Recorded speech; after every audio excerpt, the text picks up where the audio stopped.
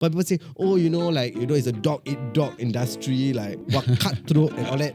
Yeah, I mean cutthroat to an extent. Every job has its challenges. Can I just warn you? That clip of you saying the dog eat dog industry, we're going to clip it out. It's going to be the hook for this video. Oh yeah. You have to avoid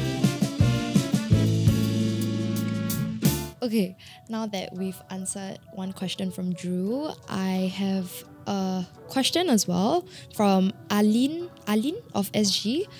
She says, help, I am in a contract job now and would like to fight for conversion, but the odds seem really low considering that all others that are in my role are also contract staff. My boss is female, but her boss's boss is male. Does this help in any way? LOL. I've been trying my best at my job and taken initiative whenever necessary, nearly 5 months in, and I have only taken around 3 to 4 days of sick leave. How can I increase my odds of getting converted, or does it already seem impossible? So Aline of SG is in a contract job. She wants to be converted full-time, but it seems that the odds are not in her favor. Any tips? Basically, how can she stand out and how she can stand out from her peers? So guys, I've never held down a job before in my life. So, I don't know, but I'm what are your thoughts since you Alfie stands out. I saw him looking at me like just waiting, and I was like, I'm like definitely have an thinking, interesting answer. oh, to stand out. To stand out, yeah. Wow. I feel okay. I saw I've been in Mothership for like 3 years. I feel like it takes a lot of time for someone to stand out. Like you have to be very sure with what you're bringing to the table before you can stand out. Yeah. Or like quite sure, quite confident. So it's like it comes from within. Okay, so I you have to feel. figure out yourself first before you need to sell. You As can in, sell like, yourself. Yeah, you sell yourself, right? So if like, for example, if you're like the good interviewer, for example, Okay. then that's something you bring to the table. Like, hey, I'm good at this. This is like, you can all have the same job, similar roles, but there's always something that like makes you stand out. Yeah. And I think that's something Drew told me like really early on in my career. So like every As your Drew life was mentor. my boss. Yeah, so Drew was my boss. I used to be her boss, and I still am like her mentor, her life mentor.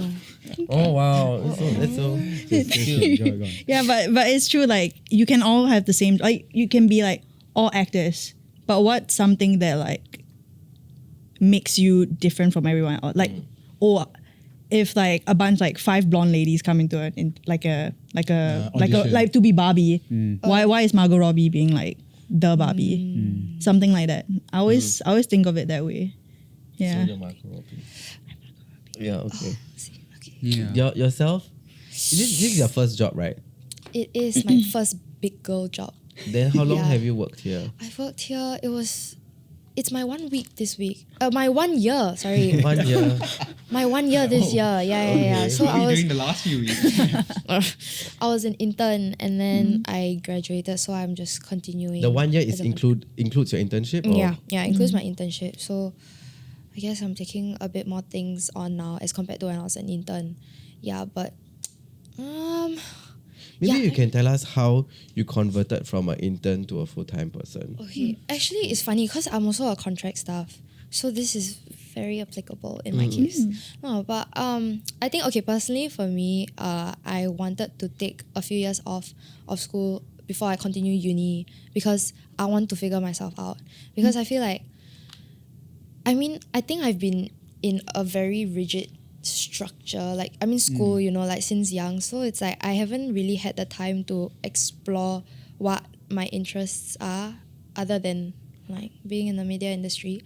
So I was also struggling with this. Like, actually, who am I? Like, if I were to be in a group of people, like at least for this company, like, what can I bring to the table? Like what Alfie says, like what's something special that I have that I can bring to the table that other people don't. So I think whenever people ask me that, or like whenever interviewers ask me that, I will always think about it, and like I don't really have an answer per se, because it always changes, I feel. Yeah, because I think if I were to put myself in this position and like, okay, I want to find myself out, then I will always have to keep that open mind of like, okay, I can, maybe like one day I'll be good at this, but maybe another I'll find something that I'll be good at also. Yeah, so I think really going back to the whole finding yourself and finding your niche or like what you're really good at, especially if you like it. Yeah, and I mean if you like something, you'll technically be good at it. Yeah, because you're more interested to learn and more inclined to, you know, invest yourself in it. So really find yourself and like know what you like and what you're good at what you like, and sell yourself out for that. Yeah, but like not too much, like just, you know, like in whatever You wanted to whatever say your something case else, is. right? Sell yourself out. No. Yeah, but really need to find yourself. What about you, Drew? Yeah, I mean, like Alfie said, the advice that I gave to her, I think that is, you know, super. I would say in my own career, that's kind of advice that I followed for myself. The other thing as well is, you know, she mentioned the boss's boss and things like that. That's actually a good thing to consider. Like, what is your boss looking out for? What are the what are the characteristics that your boss values? And then, first of all, you want to think whether you can actually fulfill those things. Like, would you be good if your boss wants someone who's really values workers who are really organized, but you are like super disorganized? Then maybe you want to consider whether this is a boss that you want to work for long term, because like, you know, that could bring some like friction, that could make your life tough. But really, I think, you know, you got to know yourself more. You got to know what you're good at. You got to know what you bring to the table, and you should be confident in that. And then, like, you know, kind of drive that home. Like I think, like Alfie said, sell that to your peers, sell that to your boss, show and prove that you are good at this thing. And if, let's say, they see what you bring to the table, but they decide, hey, we don't want that, then, you know, you've got to accept it as their loss and then walk away and find someone who will value that. You know, there's lots of employers out there, I think, who will value that skill that you bring to the table. So to some extent, I think you got to back yourself. For this person in particular, you know, it sounds like they're working really hard. I would say continue to do that. And continue to see where you are different from your peers. Yeah, like find that value. No, I think I really agree with you, but I think the common theme that was running through this entire conversation, the three of you shared, was the whole concept of value. And I think a lot of us, we do not know our value. And like you said, you know, your sense of value, the definition of a sense of value, like, evolves for you every now and then, which is completely understandable at your age and even at mine. But I think sometimes we are just so fixated on wanting to impress one person, like our immediate boss or their superior, that I think we forget the big picture, which is that, you know, you ultimately want to do what you enjoy doing, and maybe this is not the only place that's available for that. So I think it's okay to, you know, go on LinkedIn and see if there's other job openings available, and see whether you could be valued elsewhere instead, as opposed to fighting, you know, neck and neck with all these other people who probably sometimes stand a better chance than you, only because your boss sees something in them that they don't see in you. Because I feel like it was every time I left a company, because I mean, of course, as a talent, I have been managed by companies, right? Like every time I left a company, whether or not it was something that I wanted or I had to do, I always made sure that when the moment I came out, I realized that I stepped out of the entire bubble and I saw the entire world. Because like being stuck in that bubble can be very sometimes toxic, and it's a very small place, and your entire world is just defined by these few people.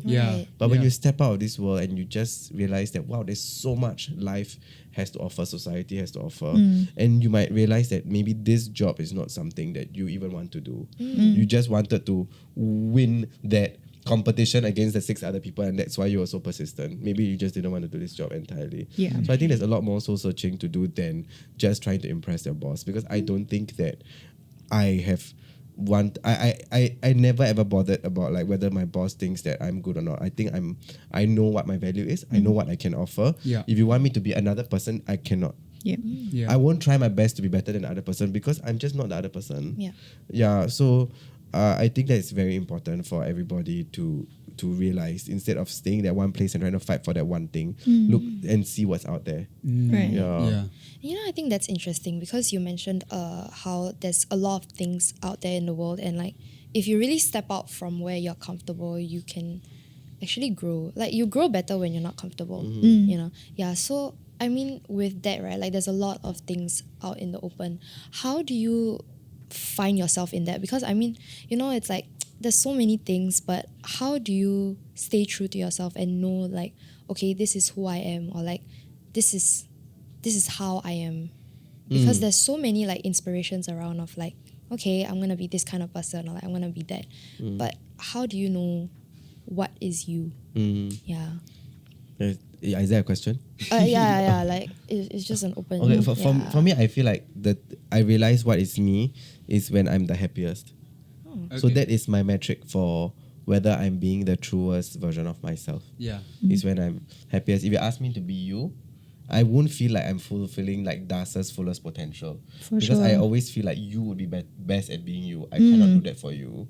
So that's my metric of like how much value I see in myself and how honest I am with myself as well. Yeah. I must say though, like that just because you're doing a job that you are happy at, that doesn't mean that there are non-glamorous parts of it. Like, I mean, like you were talking about like the grind, the hustle that you had to go through to get to where you are, right? So like, you know, you can love your job, but that doesn't mean that you're in love with it like 100% of the time. That's my like everything. Everything. Exactly. Like you even if you're in a relationship, you can love your partner, but there's still things that you don't like about the person. Yeah. But like the pros probably outweigh the cons. Yeah. So you got to find that kind of role, I think, where you look at it and you say like, you know, the happiest, the highs of this job make me feel happier than the lows, that I feel in this job as well. Yeah. There's like there was something interesting that you know, like because you felt that you only started making big boy money when you were in your 30s. Yeah. That's kind of when you started to feel more successful. Did it coincide with when you started to get roles in like Chinese media as well? Yeah. So actually, I think I became a bit more known when I released this viral video impersonating the Prime Minister during the COVID. So he spoke in the cup thing. So he did the 3 languages, I did 4, right? Yeah. So then I was like, wow. Then I was like, one up to you, PM Lee. And then, but yeah, he was very, very nice about it, I have to say. He was very nice. And he even like texted me a joke, which I'm not going to say because it's a private So you have his phone number? It was not through the phone. It was through like online means. Okay. Yeah, through another platform. But I think that was when people started recognizing me for these 4 languages. Right. Because sometimes you have this talent, but you don't know that it is impressive to other people. Because you think that this is me. Like I occasionally people will find it interesting, but I didn't know it would be such a huge thing. Yeah. So I think trying different things really did help. Yeah. Because I did a lot of content where, you know, I spoke English, I tried to do funny things. It never worked. But then when I spoke 4 languages, which is very, very, I mean, I realized it was very tiring, but also I thought I was very happy when that video ended. Yeah. As soon as we got cut, all I had to do is just put in the subs. I was already happy by then. So the uploading of the video and then it then going viral was just like a bonus. So I think trying a lot of different things to find out what you like is also important. Yeah. But then Chinese media did definitely help because there was once I got this opportunity to be to act in this drama. It's called English drama. It was called Future Proof on Channel 5. And then while I was doing the script read, the EP just left the conversation halfway. Then while I was reading, I was thinking, was I that bad? Then after that, he emailed me and he said, I've got a Chinese movie you want to do. Oh, okay. Yeah, so I think he was trying to cast someone, but like I just didn't come to his mind. Yeah. And then he emailed me, and that was my first official Chinese project on mainstream media, which was I did a Chinese movie first before I did Chinese TV. Yeah. Reunion dinner. Yeah, reunion dinner. Yeah. Yeah, you did your homework. Of course I did. Yeah, Mothership. Okay. Then after that, And then that's when the ball started to roll. And I was freelance, doing the movie. So I was like, I had no manager. I was doing whatever I wanted to do. It was so fun. It was so fun to do whatever I wanted to do. Of course, now it makes sense for me to be part of a management because after having all that fun, I feel I need structure all over again. But I would never ever regret that 1 year of freelancing. It was the best thing I ever did. Yeah. So what I wanted to ask was, did you envision when you were growing up and you wanted to be an entertainer, you wanted to be in the industry, did you envision yourself being the Indian dude in Chinese media? You know what I mean? Yeah, actually no. Because I never thought that was that special a trait. Because a lot of Chinese people who know that I can speak Mandarin tell me that, one day you can go to China and become a businessman. that was the pitch that I always heard. I was like, I don't do business. I don't even know what to sell. And then later on, when these opportunities started coming by, me being able to speak Mandarin was more interesting to people than me hosting a show in English or doing doing other kinds of media or performing other different roles. But Mandarin, I think, was the part that people found very interesting. Yeah. I mean, obviously, if I speak Tamil, it's not that surprising. I mean, Indian guys speak Mandarin, Tamil, not surprising. English also not surprising. Malay, there are many Indians, especially our parents' time. A lot of our Indian parents can speak Malay fluently. Chinese parents also, during the boomer generation, all of them spoke Malay to each other, like how we speak English to each other now. Yeah. So I think that maybe Mandarin did really help me. Definitely. I mean, I'm known for this one thing. Yeah. Are you okay with that? Is that when you envision your career, did you think okay, I want to be the entertainer known for being able to speak Chinese and being I don't want to say token, but being the Indian person who appears in Chinese series and movies? I think that I wanted to do movies and I wanted to do dramas, but I didn't really envision the language that I was going to speak. So now that it happens to be in Mandarin, I'm still very happy about it. Okay. I'm very happy. Can speak Singlish, right? This one, right? Yeah. Okay. So I'm quite happy about that as well. I cannot complain. I really cannot. Yeah. Yeah, you're kind of living your dream. Yes. I love my job so much, and I wake up every morning so excited to do the things that I'm able to do. I mean, of course, there's certain parts of my job that I don't like can you go and find this blue color shirt with short sleeve and then with a bit of yellow. That part of my job I don't really like. Yeah. But everything else, because I wanted to address the part where you say that some parts about the job that you still will not like, and I'm very open about the fact that there's certain aspects of the job that I don't really enjoy, but I think in the grand scheme of things, the highs of the job, it's definitely higher than the lows of my job. Yeah. And so how did you find that niche for you? Did you stumble upon it, or did you kind of look at yourself in the mirror and one day you'd be like, you know what, you speak better Chinese than any other Indian out there? Okay, I do not know if I speak better Mandarin than any other Indian out there. Don't get me in trouble. I think there are many Malaysians, Malaysian Indians who speak fluent Mandarin, fluent Cantonese. They can sing in Cantonese. Many even Malays there can speak Tamil sometimes, and everyone can do different things. It's so amazing. It's just because of the place they grew up in. Sometimes this Malay family grew up with Indian neighbors on their left and right, and then they just play together, and then they end up speaking Tamil. So I don't think I'm that special in that sense, but I feel like the reason why I spoke the 4 languages is because when the Prime Minister did that cup thing, it was very viral. I think Mothership also, you all had a lot of the Magic Cup thing. And then SGAG, at the time, I haven't joined yet, they were releasing different memes about the Prime Minister. And I think even content creators were doing the MRT announcement in the 4 languages, just to mimic the Prime Minister with the cup. And then I started receiving a lot of texts from my friends saying, hey, Daza, go and do this video. I said, sure. So I asked one of my friends, and I had to faster book a studio before that time because circuit breaker was the following day. Yeah. So I had to ask my friend, okay, let's go and book a studio, and you help me film, and then you help me edit. And then that night, I posted it at 10 p.m. And by 11 p.m., it went a bit viral. And then the next morning, the interesting part was my friend's parents were the one who was sharing it into the family group chat. So it was not millennial content.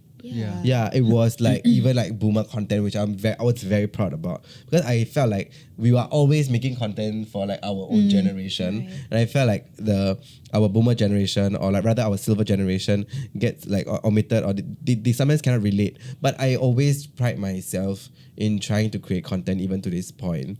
I always try to make multi-generational content. I want someone's grandmother to be able to watch it with their grandchild and laugh together without the grandmother saying, hey, this guy's so vulgar, this guy say bad word, don't watch this kind of videos. Or like the grandmother, the kid trying to explain to the grandmother what is going on because the grandmother doesn't understand.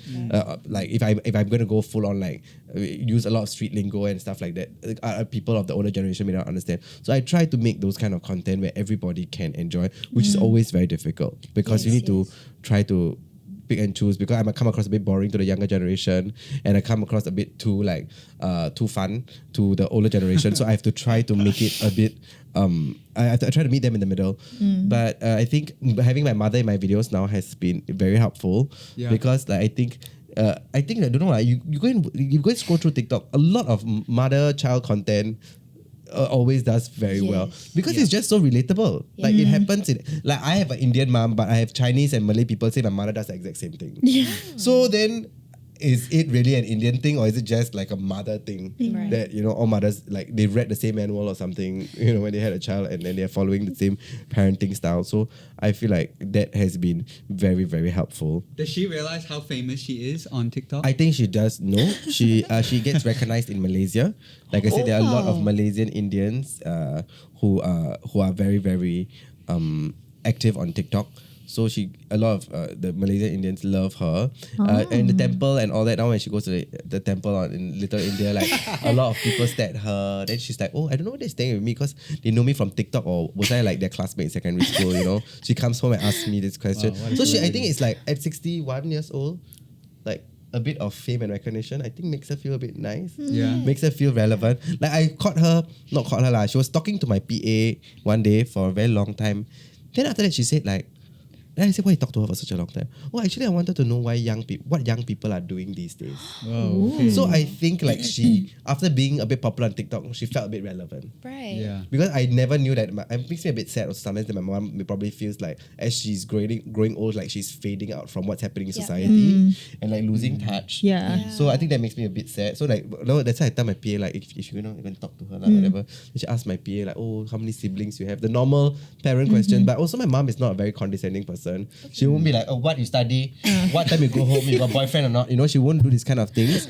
So I think that is one way for me to make my mom feel like she's relevant and very much part of society and very important to a lot of people. And also, I think my mom feels seen to TikTok and all that. Well, I think it's a very nice thing. I never knew that is one way to include my mom in like what I'm doing. How much do you have to coach her?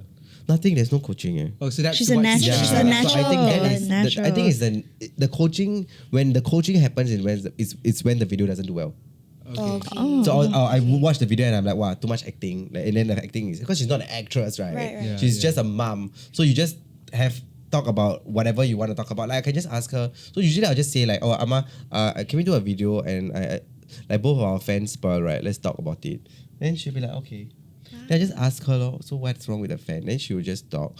Or like sometimes I would just come up with random scenarios. Like I think recently I came up with a scenario where I am trying to get a $100,000 donation for our family. So I'm gonna say random things about her, and then she has to believe it.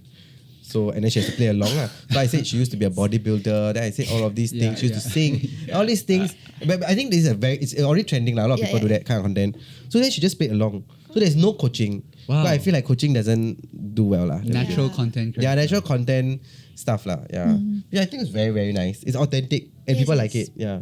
Does she have her own social media? No, she doesn't. But there was one time I think she would like she used to go on like a commenting spree when she disagreed with people on social media. Then I told her, Mom, like you are a public figure now. Like, stop. Like your opinion, you tell me. Oh God. Or at least keep it anonymous. It's like her name there. I'm like, oh. Yeah. That's Didi, Mom. Mother. Yeah. What's the next question? Yeah, you wanna ask your Actually, because you kind of started your career as like a comedian almost. So actually, how do you find out that you're funny? I need an answer to this. Is it because some people are not funny, but then they think they're funny? Or you're worried that you're one of those people? Sometimes I honestly think I'm not that funny. Like, I don't think I'm that funny. And then like when I say, this is like a story from like a long time ago, but I was like a camp leader, and then I had to tell this joke, and I always tell the same joke, and I always laugh, and then I feel like everyone's just laughing at me, but then I took it as like a win. Yeah. So Then what's the joke? I told the joke. Tell What's a the joke? Ooh. Yeah, I was trying to recall it because of yesterday. But yeah, I'll tell you what happened first. I told the joke, and like my whole camp group just like stared at me, and then I had to move on, and I was so scarred. And I was like 20 like boys. And you were the leader.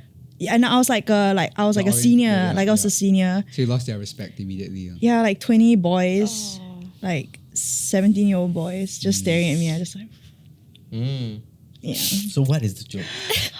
It's really not funny. Like, It's okay, it's okay. Yeah, it's it's like we will all not laugh. Yeah. Would that help you? You be prepared. Because if we fake Everyone- laugh, then you also wouldn't like it. What, yeah, I had to remember it yesterday, like, because we were going through the points, and I was like, I had to remember it. Okay. Wait, let me try to remember the full story. Oh, it's a story joke. Yeah, it's that kind of joke. high It's a risk. narrative. Yeah. Yeah, it's narrative. I'm worried now. I know. I think you should be. It's okay. Okay. Okay, so Yeah, I don't look at you lah. Let help. I'm just gonna keep laughing though. Okay, so a Chinese Indian.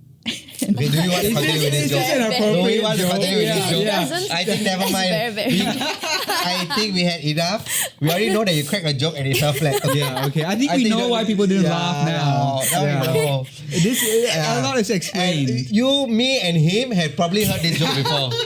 Yeah. Okay, let's get Moving on. Moving on. Can we talk a bit about your career aspirations? So you won the Star Award last year. Yes.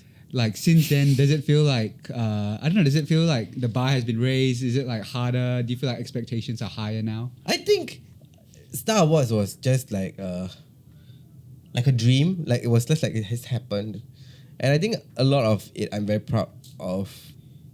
I think Star Wars will make me emotional, but Star Wars was not just about winning an award for performance to me. It was more of like representing my fellow Indians on a platform that they would otherwise not be seen. I think I made a lot of people in the Indian community feel very proud that that this is possible.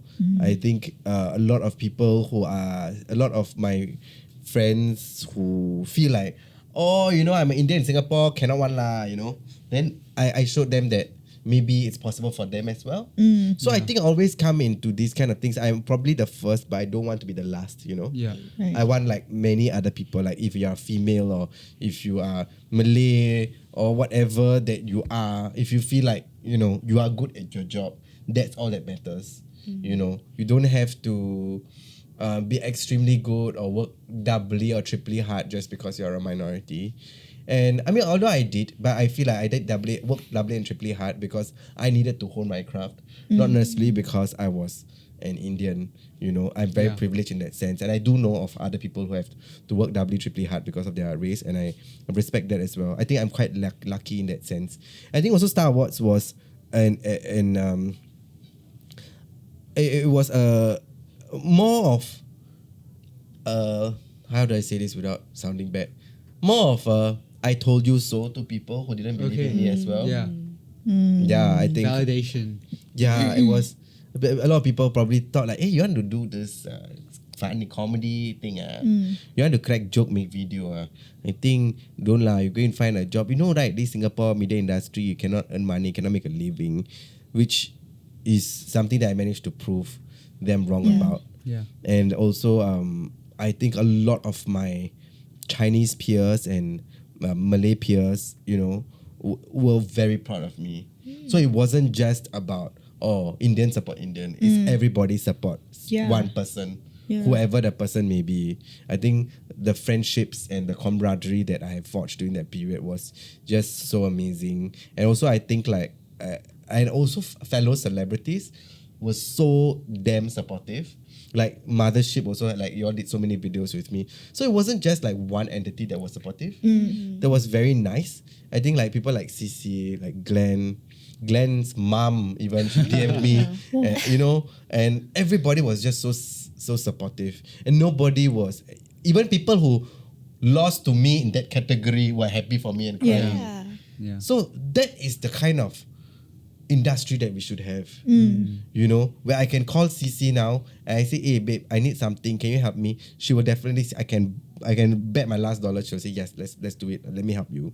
It was not about, oh, if I help him then he become better, then he win the award how, or he get the job how. It's not like that anymore. And like we need to change the perspective of things. Of course there are certain trade secrets that we try to gatekeep for our own, to further our own career, but it's not going to stop us from like wanting the other person to succeed as well. Right. Yeah, so that is my takeaway from Star Wars. Not so much like, okay, yes, of course I got a lot more jobs lah, a lot more campaigns given. But I think the perspective of the industry changed for me on that day, where every single person was just came up to me and shook my hand and congratulated me with no agenda whatsoever, with not expecting anything. Not say, oh, they come and meet us to shake hands so that they can get a discount or they can get a free whatever. And I was not able to offer anything at that point in time. I was so shocked and I was like crying the whole time. The video is still there. So I think that is something that we need to inculcate. I'm so sorry I'm spending a bit more time on this, but I feel like it's very important that like we try to support each other through this industry, because like I said, we are all freelancers. We don't draw a salary. Everybody needs to pay their bills. So that is why I'm very proud of the circle that I have in this industry, where all of us are just so crazily supportive of one another. Like when my first movie came out, you know, reunion dinner, I just left my previous company then, so I like didn't really have much industry friends. Then I was like, then I called my friend Ting. I said, Ting, can you I got this movie coming out lah, so can you invite your family or whatever, just come down lah, but if busy then don't come, you know how we are, like if it's too difficult then don't do. Let's say you better invite us. Then I said, okay, invite. Then Geping Taka, Calvert and Ting were there. Hui Fang Jie couldn't be there because she was filming Ajuma in Korea at that time. So but I think that was embargoed at the time, so we didn't talk about it. I don't know. Then people just thought they were divorced. No, people just thought that she didn't want to come out. She couldn't make it.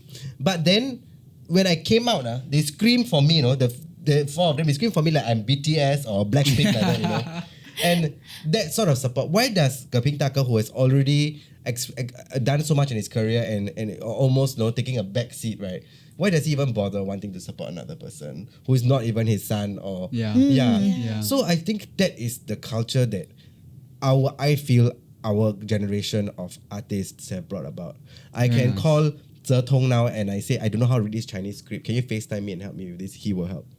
Very nice. So there is no such. I'm not like best friends or super close to him. Yes, we are friendly. Like he will help. So I think that is the culture, because I felt like before this, right, when I joined the industry, people told me horror stories. I don't know whether it's true because I've not been through that time. But people say, oh, it's a dog eat dog industry, like what cutthroat and all that. Yeah, I mean cutthroat to an extent. Every job has its challenges. Of course, I want the campaign and you get lah. Obviously, sometimes it's a bit sad lah. But it's not to the point where I will be very upset and I'll be so angry with you.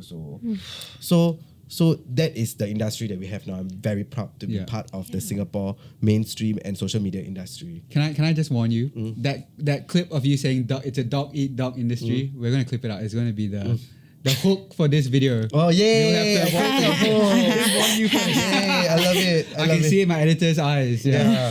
So I think that is important that I spoke about, and that was my spiel.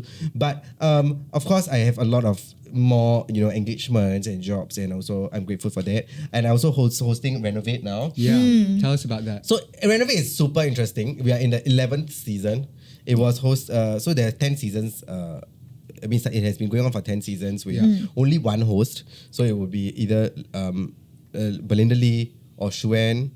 I think even Paige did a couple of seasons, and it's basically hosts going into someone's home, and they're probably from the vulnerable community, and then we help, or not help, vulnerable community, and we suggest to them to change up their home and try to renovate their home, and also try to give them a new lease of life and a fresh slate, a clean slate. I think. Right.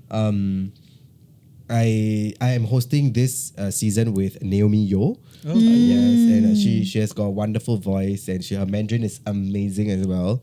So I'm very lucky because a lot of times we have different profiles. Of course, we have profiles from different who speak different languages like Mandarin, Malay, and Tamil. Yeah. And sometimes it's easier for us to get the insights when we speak their mother tongue to them. Yes. Yeah. So both of us do that very well, and I think sometimes I have to speak Tamil or Malay, and when we speak Mandarin to our profiles, I feel like they are a bit more relieved.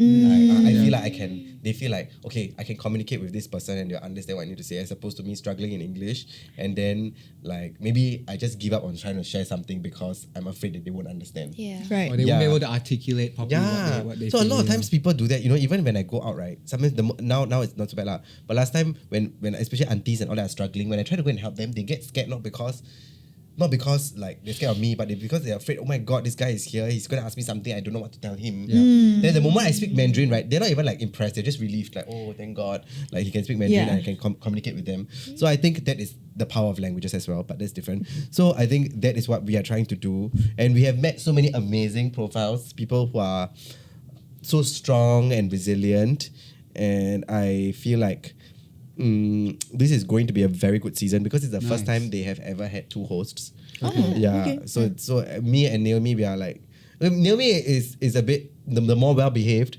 a bit more smarter one. I am the one that misbehaves. She always calls me out on my bad behavior, but I think What kind of bad behavior? like sometimes I think I talk very loudly or I say unnecessary things, or like a bit like something's a bit too heavy to carry. Yeah. A bit tired lah. So but then she's very fit, she's like this yoga girl and all that. So she's very good. And it's a very great pairing. And I think that she allows me to be spontaneous. She allows me to be myself. And she never ever made me feel like, oh, you need to be a bit serious with me. She just lets me do what I want. But then if it's too much, she'll tell me. And then we get along very well. And I think the most important thing is that we got an opportunity to work with each other and also work with our profiles, because they are really, really wonderful people. Yeah. I don't want to tell you all everything because it's coming on October, so go and watch RenovAID. And I think also On Me Watch, right? on MeWatch and also on Mediacorp Entertainment YouTube. You're there as well. I think it's very important for us to also see how other Singaporeans live. Yeah. Yeah. It was a very eye-opening experience. It's very eye-opening experience. But not very much also because I do have a family and friends who do live in I mean who do not have a very big or good socio-economic background. Yeah. So not very shocking. But I think more of it is how kind they are. Yeah. Yeah. Very, very kind. They always tell us like, oh, next time once the house is renovated, you come to my house and eat. Or when we come, do you want a coffee? Do you want tea? You know, the Singaporean hospitality is still there despite all the hardship. So I think I'm very proud of this this series as well. Yeah. So obviously you guys work with like interior designers and professionals and things like that. Yeah. Right? But will we get to see Das Didi with the hammer on this season of I think no hammer, but maybe unwrapping, cling wrap maybe have. Okay. Yeah. Okay, But I think okay. the designers are also very we also have to work very closely with the designers because me and Naomi represent the profile. Yeah. And so if the designer doesn't deliver, we will be very straightforward about it. Okay. Naomi's mother is an interior designer. Yeah. Oh. So they got the wrong. I mean, if the interior designer kena her means very difficult lah. Yes. But Naomi has a very nice way of telling people what she wants to say. Yeah. I'm a bit more like, hey, why like that? So that's actually you guys do that, not your producers behind. No. Wow. Okay. It's all real. It is. There's no Very script. Yeah. Yeah. Oh. There is no script at all. Okay. So you're they- hearing from the profiles, you're going there assessing what the profile might be good for the profile to receive in terms of their renovation. Then you have to communicate that to the interior Interior designer. yeah. But interior designer also does come down to the home and the profile is there as well. But when we meet the interior designer, we do tell them what we think is suitable, and if we are not sure, we still check back with the profile and stuff like that. It's a wonderful experience lah. I don't know, because I don't want to say things after that it doesn't make the cut or whatever. Yeah. So I think go and watch. It's very good. It's very eye-opening, especially for people who have not been to people's homes Yeah. where they just are trying to live their day to day. They cannot think of, I need to fix that and this. Some people just are not able to do that. And we cannot go in with a judgmental lens as well. Because nobody wants to live like that, but it is just the way things are for them. And we try to go and be friendly with them. And I always disturb my profiles also. I always make fun of them and use my sense of humor. I mean, of course, not at that situation, but whatever joke lah. Like if they're like way older, I would say like, oh, you're very handsome. When you're young, I'm sure you're getting a lot of girls. And they also feel like they are seen, you know? Yeah. You are not walking into their home with astonishment that this is the state of their life, and you are walking into someone's home where there is a person. Yeah, correct. And you make them feel seen. And I hope that we manage to deliver that in this series. Yeah, RenovAID is amazing. Okay, here on Help Desk, we've heard you haters. You say that we don't ask the deep questions of life. Well, we're not afraid of the deep questions of life. In fact, we like to tackle them head on in this segment that we call One Big Question. Okay, so Das, here's how this segment will work. Behind these 3 cards, there are 3 big questions. You get to pick one at random. You don't know which one, and then we'll try and answer them. 3 big questions about life. Yes, let's do that. Philosophical stuff. Let's do that. Okay, so which card would you like? You get to pick. Okay. Wait, hold on. Let me shuffle it around first. What is I still can't see. Okay. Do you prefer me to pick anyone? No, just go ahead. Should I read it? Yep, turn it around, you can read it. What's the meaning of life? Big question. That is the biggest question, I would say. Okay, let's go. Can we have another question? You don't want to do this question? Do you want to do this question? Like, do you have any answer? No, Yeah. a bit hard. Okay, fine. We do shy away from some big questions here on Help Desk. Okay, V, let's do this one. Okay. Ooh. Do ghosts exist? Yeah. What do you think, Das? Do you believe in ghosts? Just fun fact, like I did this 周公讲鬼, the Dennis Chu's ghost stories. Oh. You on the Incredible Tales podcast Yeah, I was as in the well? Incredible Tales podcast as well. So yes, ghosts do exist. Ghosts do exist, but only some people can see them. Have you have any Do you see them? encounters? I don't see them. I think I'm also okay lah if I don't see them. Ghosts, please don't show your stuff to me. No, thank it's you. okay. I'm not curious. I don't have ambition of becoming a paranormal investigator. I'm not a ghostbuster. I'm okay. I'm scared lah. Same. Both Alfie and I have done paranormal investigator activities before. Oh, so fun. I went to... Oh, suddenly forgot. Do you remember? Yeah, at the... What location was it? Mount... Oh, suddenly forgot. It's near like Toa Payoh area. Yeah. So it's Okay. this abandoned like shed. And basically, there's like a tomb there or something. It's like a abandoned graveyard, abandoned cemetery. And only like certain... It's like a Taoist cemetery or something like that. Yeah. And it's like quite... It's like very near like some houses actually. Then it's just like one random road that goes in. Yeah, so we went there and then like I had to try and be a paranormal investigator / streamer. And that was quite scary. What do you find? Did you see anything? I didn't see anything, but we had like different tools. So we had the... Sorry, I forgot the name, but like the monitor thing Yeah. that like Yeah, reads to you The energy and like or the whatever, energy yeah. and stuff like that. I Yeah. can't remember what it's called lah. Yeah, but then nothing really happened. So that one I didn't really like. I wasn't as scared. Yeah, but I always believe in ghosts. Like, Okay. I used to, every time I watch like a horror movie, then like obviously I get more scared, right? Then if I can't sleep, I used to sing to myself like ABBA songs. So I can- ABBA song? because they're so happy. It's like dancing and then I fall asleep. Okay. It's to calm me down. We've done this question before, right? I think so. We have. I Did think you say you believe in ghosts? I can't remember. No, I don't. Because I only believe if I experience it or I see it. And I've Yeah. never once. So you are a pessimist. Cynic. You're Sure. cynical. You're a cynic. Sure. Yeah. That sounds like a challenge. Like you want a ghost to prove to I you that they don't. exist. But no, it's like, it's like if you don't believe it, it will never happen to you or something. It's like you choose to ignore, Yeah. and then it will never come to your life. I'm not sure that's how it works, lah. Okay. If you, Um, as long as I think if you can see it, you'll see it, lah. Whether or not you want to see it, That's You're- true. You've never experienced anything. I've never seen. Yeah. I have heard. I have been around it.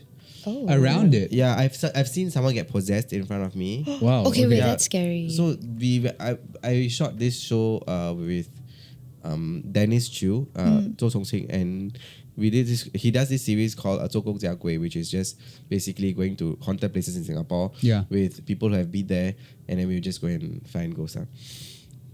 And so we actually this bunch of paranormal investigators have been there before, 6 years ago, to play the Ouija board in front of a Yep. cemetery. Yeah. And then 6 years later we came back, and then the guy was trying to relate the story to us, and then he got possessed in the process. While relating No the story way. to you. Yeah, while relating the story. Were you scared?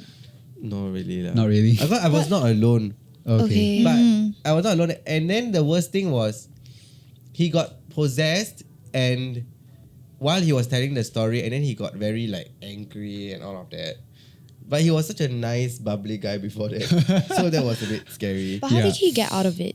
I think Dennis told him to imagine the sun or something like that. Like you have to, when you are experiencing darkness, you need to see light or something. Wait, does Dennis have like medium powers or I something? don't think so. I think it's just many years of doing ghost stories. I see. Yeah, and then he did it, and then after a while, the guy was fine.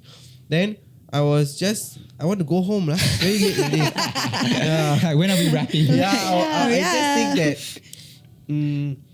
they do exist, and I think we should just don't go and ruffle their feathers. Okay. Yeah. Yeah.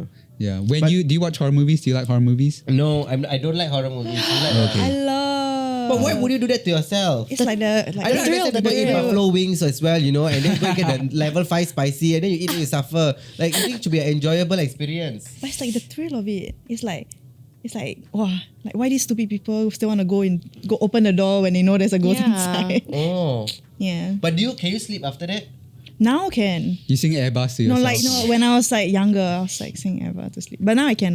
You can watch and then go to sleep. Yeah. Because you know it's fake. Is it? You tell yourself it's I fake. said I know what in the show is fake, Or you know the show is fake. and then I go back to my room, which I know is safe. How do you know it's safe though? I know. How sure are you? Don't ask okay. already. What is the most scariest movie you've watched? Horror movie recommendations. Let's Okay, go. not scariest, but I think for like plot wise, like quite mainstream, but like Insidious. Yeah, okay. Insidious. Horror movie Insidious quiz? was great. What's up with that sound? Thinking. Yeah, maybe Insidious also. Actually, it's quite. The plot There's was good. You? Are you Okay. a horror movie buff? I do like horror movies. I wouldn't say I'm a horror movie buff.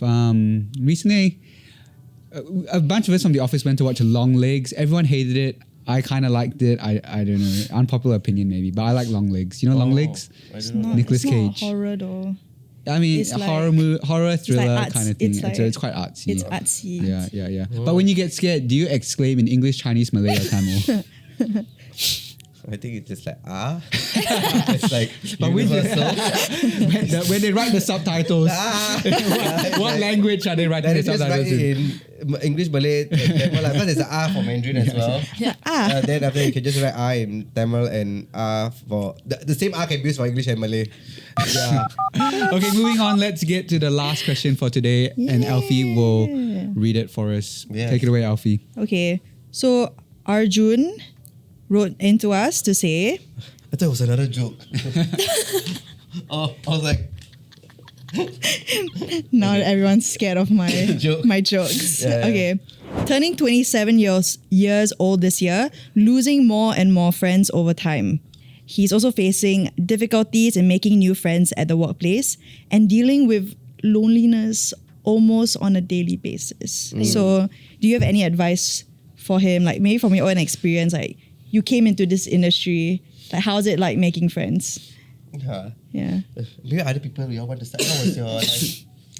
Actually, I don't find it harder to make friends yet. Maybe I'm not at that stage yet. You're not old enough yet. Maybe. I mean, I'm 27 too.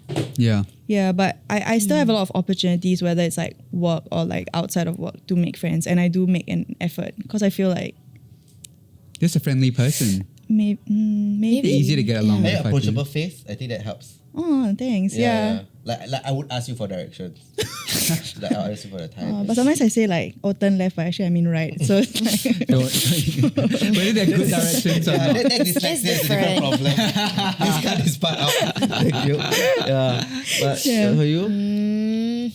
I think age is not an issue. It's just the circle that you surround yourself with. yeah. Yeah. But I mean, But you're very young. I am. No, but I can understand how like as people, like, I mean, I am also like growing. And I feel like the Growing older girl. I get, people tend to be a bit more reserved. But maybe because like they don't really want to invest so much time like to expand their circle. Yeah. I feel like it's a continuous effort that you need to do. Yeah, if you want to expand your circle. So maybe it's not about age, but the people you surround yourself with and like the crowd that you're with. Yeah. So Yeah. I mean, if you're not getting somewhere with a person or like a particular group, then don't force the connection if you don't need to. Yeah, like just go where you feel comfortable. Yeah, that's yeah, wise. Yeah, like it will come to you, or like it will you will find it someday. Yeah. Yeah. So don't force a connection. Yeah. I've been working a bit longer than Alfie and Pris, and to be honest, like I can see why it does get harder to make friends as you get older, because you just get tired. You want to do less socializing. I don't know. This has been sort of my experience, I would say. Though I have some of my closer friends today, I've only made like quite recently, like the last 2 or 3 years, and I didn't like know them when I was growing up, for example. But also like you get less opportunities to meet new people. I think the older you get, when you're in school, new class every year, university, every class is like a new group of people. You have to do group projects. I think like definitely the older I've gotten, the smaller my social circle. I still enjoy meeting new people, but I wouldn't say I make a lot of new friends nowadays. Yeah. I don't know. But Different. do you guys consider yourselves quite well liked in the office? Big question. Wow. That's the big question. very big That's a very question. big Out of the three of us, who do you think is the most popular in the office? Drew. Me. You, yeah. Yeah, okay. I mean, since you guys said it, not me. No, but he's the most popular also because of the number of years, or is it? I've been here I for mean, longer. Yeah. guess, or yeah. personality, helps. or because he's more senior, that everyone has to be nice to him. Oh, There's no also that lah. one. I don't think there's any- No there's lah. any of I think that, he's a quite likable. No, yes, Alfie's very likable as Yeah. well. Yeah. Okay. So is Pris. Yeah. So is Pris. Pris is the newest, Yeah. so she's making up ground. But Yes. it's easier when you've been here for longer. Yeah. You know more Yeah. people. You have more shared memories with Oh, other that's people. true. But in this Yeah. day and age, I think the Gen Zs are a lot nicer. Yeah. I feel like Gen Yeah. Zs are a lot nicer Yes, as yes. people.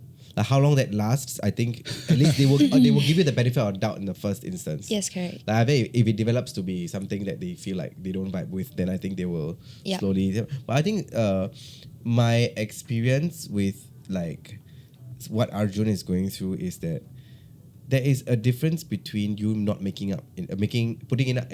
There's a difference between you putting. Okay, sorry. There's a difference between you not putting enough effort to make friends versus complete alienation. Okay. So I think it could be one of the two for Right. this. So if they're alienating you, then it's not your fault. But I feel like it's worth trying to make an effort to get along with your colleagues. We don't have to be best friends and go clubbing every weekend or hang out every day. But I think it's good to be civil and like at least make them like you.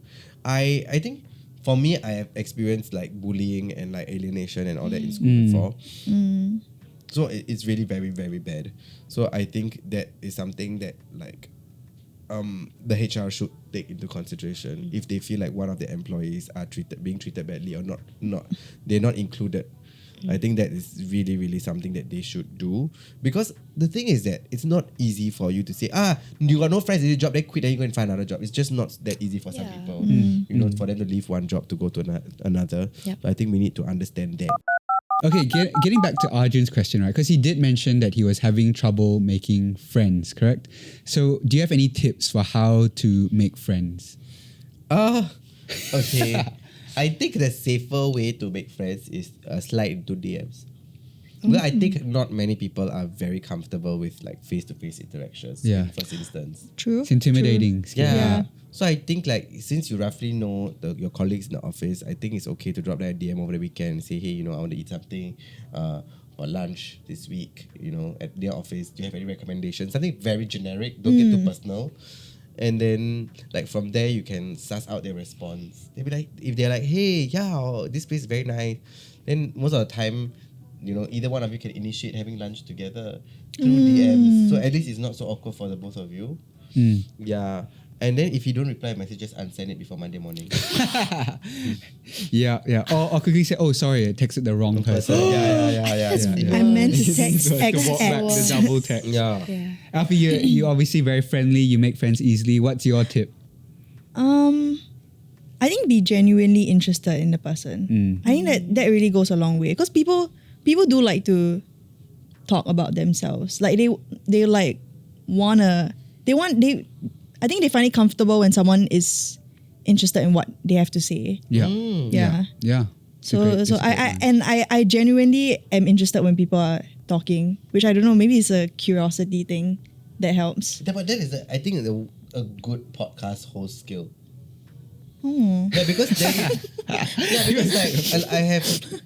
I have been in certain situations where I think I'm not saying the podcast host is or the host in general is not interested in what you have to say.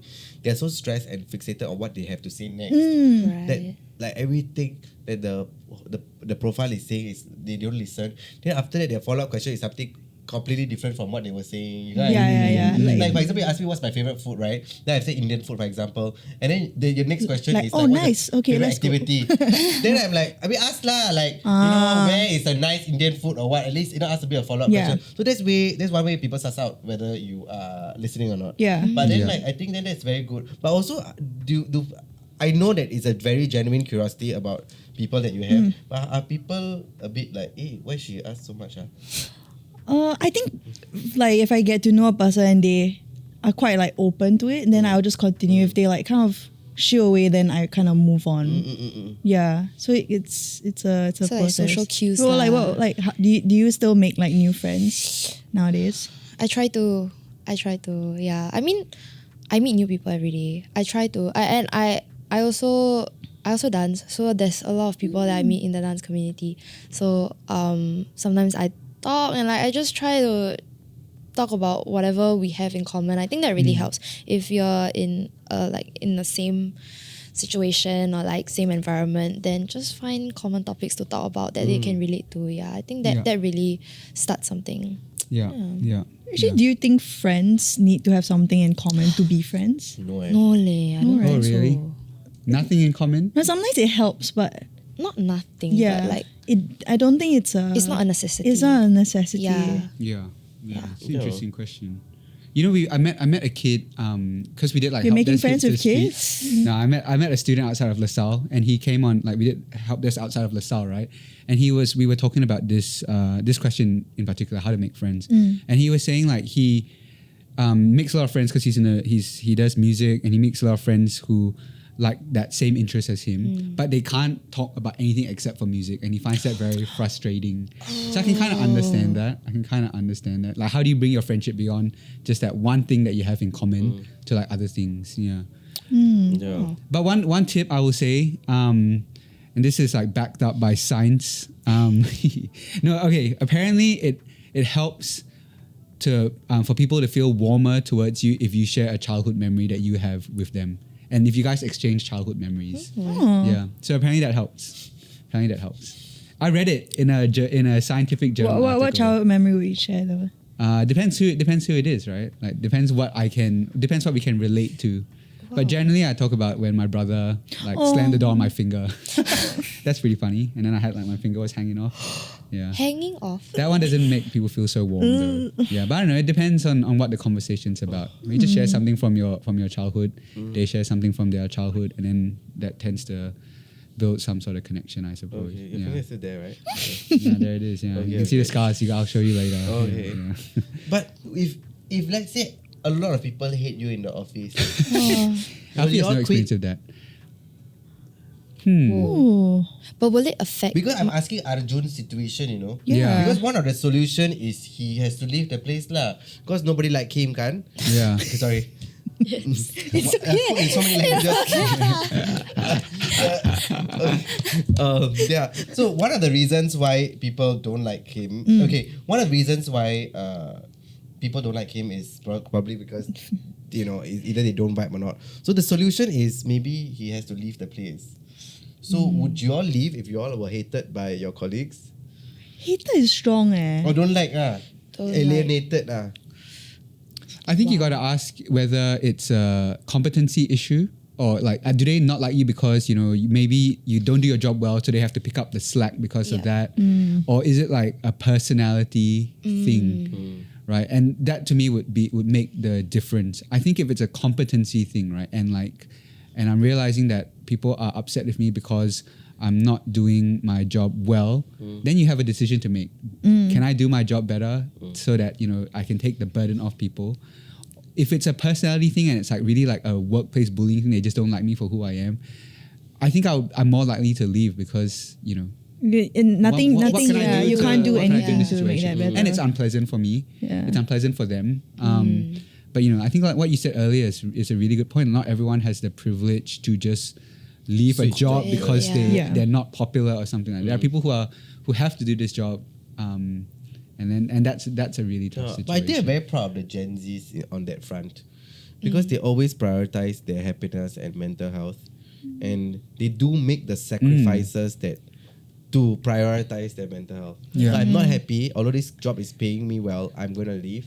And I'm going to eat Maggie Mee at home for a few days until I find a job that I'm actually happy at. Yeah. Yeah. Which is a lot better than, being sad every day and hating your job. What's worse, you think? Your bosses hating you or your peers hating you? Peers hating you. Peers hating you really? Yes. Yes. Really? Yeah, because Yes. if my boss hate me, all of us can gang up against you. We have one thing in common to bond about that our boss is a horrible person. Okay, interesting. Yeah. But if your peers hate you, you have no one on your side except your boss. You'll be It's like like a teacher's teacher's pet. pet. Yeah. Yeah, but Ew. won't life be easier for you that if your boss likes you, But you work everyone with hates your you? colleagues more Yeah, than true. your boss. True, Yeah, that's true. I think I'd be more likely to quit if my boss hated me than if my peers hated me. Huh? Yeah. You can't take it. You try one day all of we you try. talk to him. Yeah, because then there's no trust with the person who's supposed to look after my career progression and things like that. Who's supposed to appraise how I do at work. There's no trust because he doesn't like me. Yeah. How about you guys? Would you guys quit if your peers hated you? No, but I think it's the whole thing about why do they hate me? Like, is it something that I can change? If it's not something I can change, then if I have the resources to quit, then I will quit. But actually, how do you know if your boss hates you? He shouts at you every day. He Really? calls you swear words. I don't know. I don't think, but maybe just like favoritism. Yeah. Oh, yeah. You see Favoritism. the way he treats other people. Yeah. Yeah. That's a good point. Okay. I think that's one way to know that your boss hates you. Yeah. But Arjun, I hope that you find friends. And if not, you find a new workplace. Look, I would say like Arjun. I think like the desire is really earnest, and yeah, all the best. And I think if you are a genuine person who genuinely wants to make friends, I think like those kind of things come to you. People always Yeah, want to meet genuine people. Start with the DMs. Start Start with with the DMs. I think Yeah, that's a pretty like good Daz one. said. Yeah. Yo. Yeah. Just start. Because I think a bit. DM Das. We can be friends with DM him. me. Don't know how I can give you a new job or what, but yeah. But I think DMs are a very good way to like passively approach situations. Yeah. And also like think through how you want to craft out a conversation as opposed to like face to face. Yeah, and I mean some people don't know if you want to be approached in the first place. Also, so you start it and then you see it's like kind of like you're in control Yeah. about it. Yeah. And fun fact, when I just joined the industry media, mainstream media, I didn't have any friends. I had to DM all the so-called celebrities to Serious? ask them to out for coffee to like tell me what's going on. Oh. Yeah. And they were very nice. They met me. Who responded? Who didn't respond? I don't know who didn't respond because all responded. Wow. Wow. I mean, I always will message someone that I think would respond lah. Like at least we must have something in common lah. You've met them before. No, right? as in like career-wise, there's something in Oh, common. okay. Because you can always cross-check each other's social media, what? Then like if we are all like both public figures, we would know of each other Right. and what we are doing. Right. So then if we DM, I think it will be an interesting exchange. And I made a lot of friends through DMs. Where do you learn this? Or was it just a... Introversion. Just scared of fear of rejection. Yeah. Okay. Yeah. Okay, I think that is all the time that we have on this episode of Help Desk. We have had Das for way too long. Thank you so much for joining us. You have RenovAID coming up. Yes. That's on MeWatch and it's on MediaCorp Entertainment's YouTube page. Yes. Check that out. Yes. What else do we have coming up for you that we should look out for? I think you should follow me on my Instagram and TikTok at DASDYL. Yes. Thank you. And also, I think I have had the privilege of, I think in November, I'll be having a talk. I'll be giving a talk or I'll be part of a panel of speakers where I'll be sharing some of my insights on being a polyglot to the National Translation Committee. Wow. Yeah, Okay. So cool. It's this bunch of really intelligent people who know like a couple of languages Right. or more who are really good at them and they can translate those languages. We'll be talking about like how languages do help shape the world and our life. And thank you very much, Mothership, for having me. No worries, anytime. Okay, this episode of Help Desk was powered by Audio-Technica. Thank you so much, Das, once again. We will catch you guys in the next episode. See ya.